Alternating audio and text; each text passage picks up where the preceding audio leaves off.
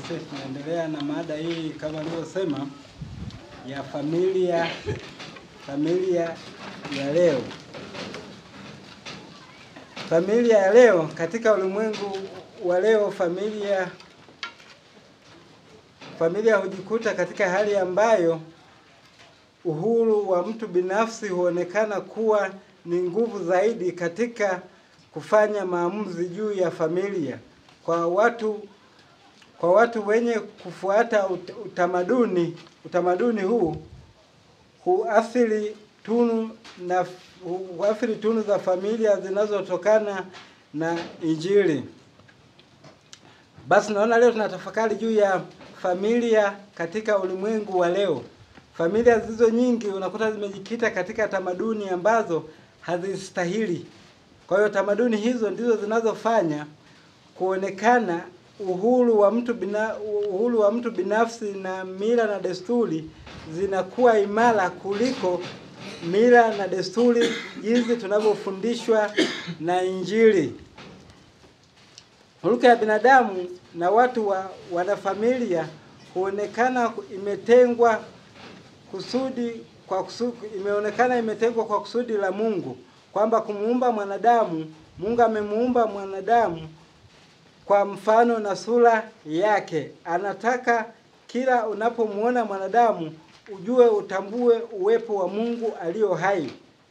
Lakini tunajikuta wakati tunafanya mambo na maamuzi ya kwetu ambayo yasiyo sahihi.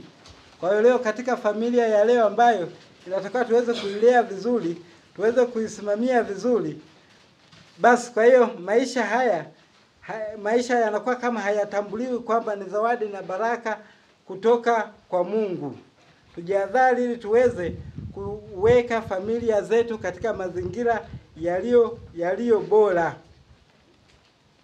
Wanafamilia ambaye aliyejikuta yupo katika juu ya tamaduni anajikuta yupo katika giza kuliko mpango wa Mungu.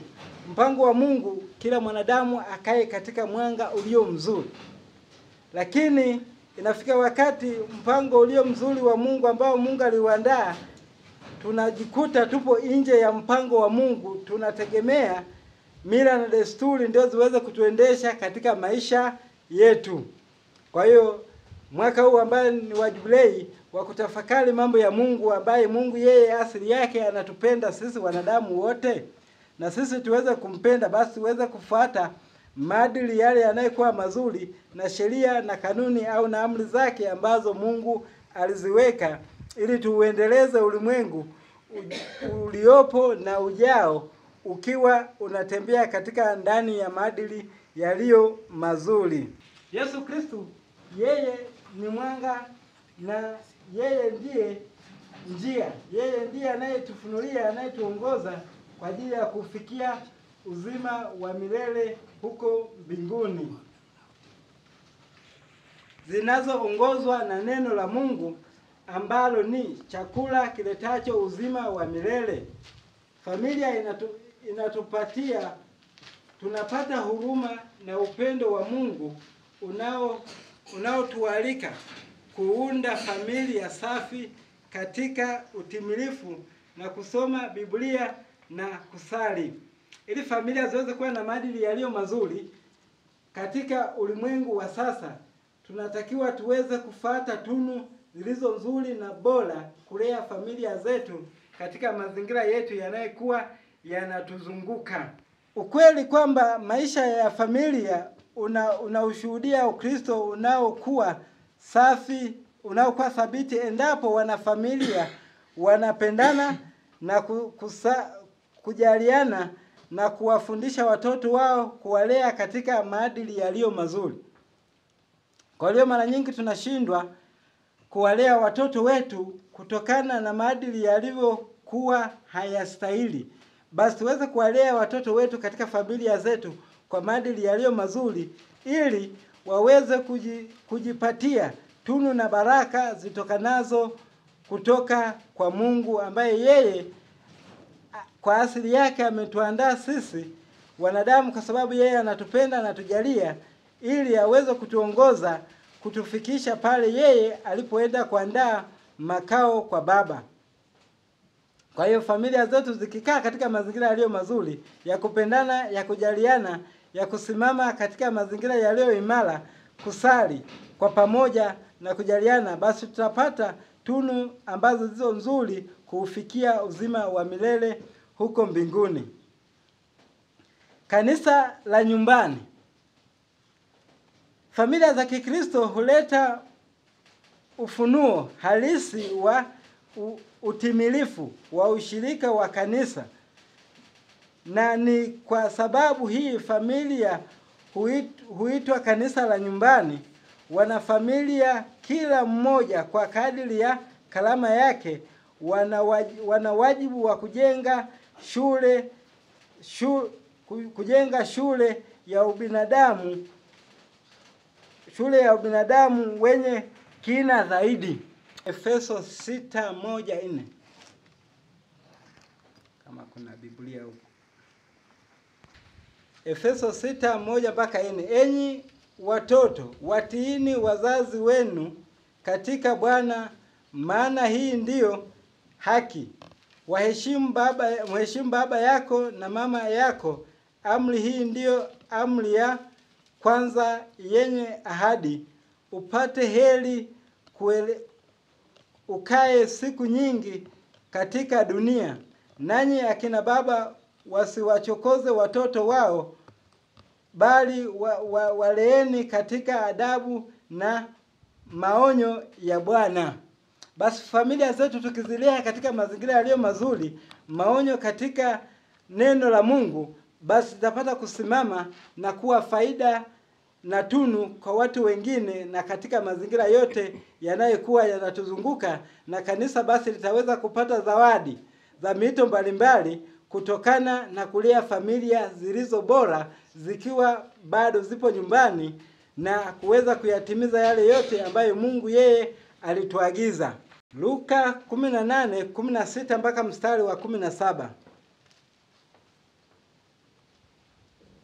Basi Yesu akawaita waje kwake, akasema, waacheni watoto wadogo waje kwangu, wala msiwazuie, kwa kuwa watu kama hao ufalme wa Mungu ni wao. Amini nawaambia, mtu yeyote asiyepokea ufalme wa Mungu kama mtoto mdogo hauwezi kuingia kwake kamwe. Kwamba tukiwa katika mazingira yetu yaliyo mazuri, kwamba tukilea familia zetu vizuri, basi tutapata kuingia kwake. Na tutakapoingia kwake, basi tuweze kuyatimiza haya yote tunayokuwa tunaagizwa na kanisa pamoja na mazingira yote yanayokuwa yanatuzunguka, jinsi inavyotakiwa tuishi. Tusiishi katika tamaduni zetu tunazozijua ambazo tunafanya kwamba zinaweza zikatufikisha kwa Mungu, bali tuweze kuishi tamaduni ambazo Yesu Kristo mwenyewe alizipenda. Alikuwa katika familia zetu, atujalie ili tuweze kurithi ufalme huo wa Mungu. Kwa hiyo shule ya maisha yetu, kwamba familia zetu zianze mapema kabla hazijaingia katika mazingira yoyote yale, ziweze kufundisha maadili yaliyo mazuri kama Yesu mwenyewe alivyojidhihirisha katika familia hizo. Familia zenye kuwajibika kwa kujitahidi kuhakikisha watoto wao wanalelewa vizuri kabla ya kwenda shuleni au shule ya msingi, kuwasindikiza kwa malezi mazuri. Familia hizi hazikubali watoto wao waweze kulelewa sivyo. Kwa hiyo leo tunapokuwa katika semina hii ya familia takatifu, basi tuweze kujifunza kwamba familia zetu tuzilee kwa namna gani ili ziweze kurithi tunu ya uzima wa milele huko mbinguni. Malezi ya Kikristo.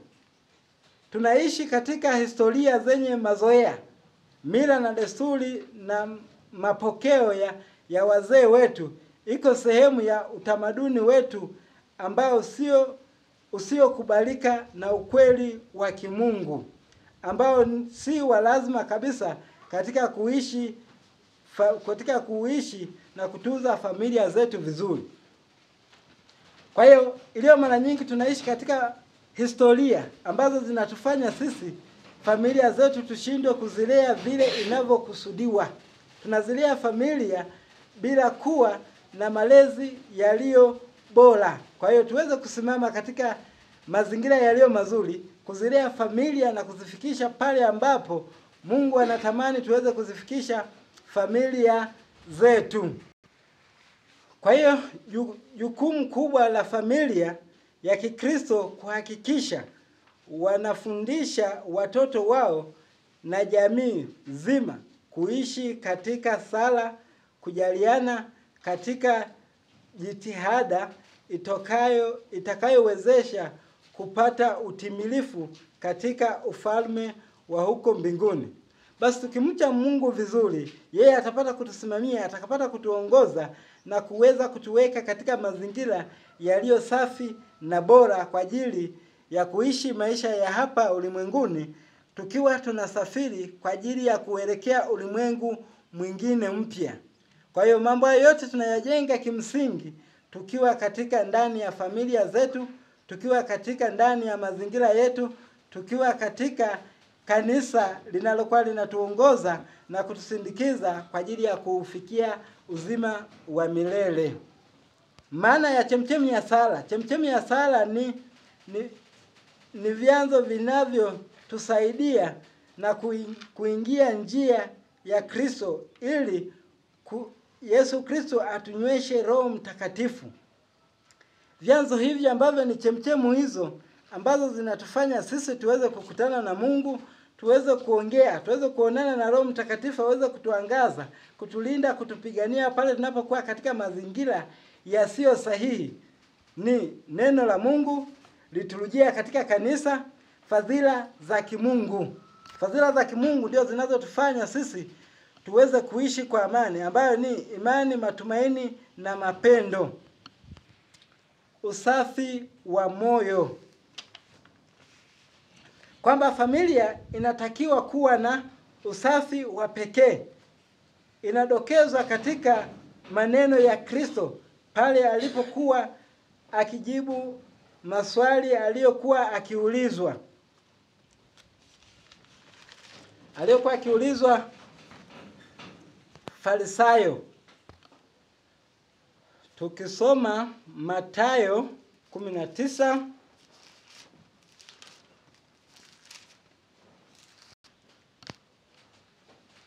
Mathayo 19:3 mpaka 6. Basi Mafarisayo wakamwendea, wakamjaribu wakimwambia, "Je, ni halali mtu kumwacha mkewe kwa kila sababu?" Akajibu akamwambia, "Hamkosi ya kwamba yeye aliyewaumba mwanzo aliwaumba mtu mume na mtu mke. Akasema kwa sababu hiyo mtu atamwacha baba yake na mama yake, ataambatana na mkewe, na hao wawili watakuwa mwili mmoja. Hata wamekuwa si mwili tena, bali mwili mmoja. Basi aliwaunganisha Mungu, mwanadamu asiweze kuyatenganisha." Basi katika maswali ya katika familia zetu tukizilea katika mazingira yaliyo mazuri na yaliyo bora, basi zisipate kusambaratishwa na mambo ambayo hayastahili au na mila ambazo hazistahili. Kwa hiyo tunaweza tukaishi katika mazingira yaliyo bora na safi. Ndio maana Agano Jipya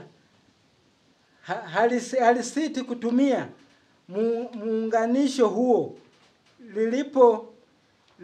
lilipounganishwa katika mahusiano ya Yesu Kristo na kanisa. Kwa hiyo Yesu Kristo na kanisa ndipo vitu hivi vimeweza kuunganishwa, na sisi katika familia zetu tuziunganishe familia zetu katika mazingira yaliyo mazuri ambayo yanayoweza kufanya maisha yetu ya hapa duniani yawe safi na yawe bora.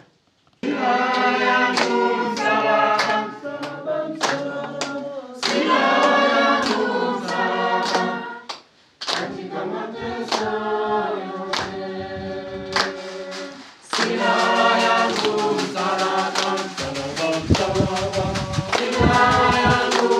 salama.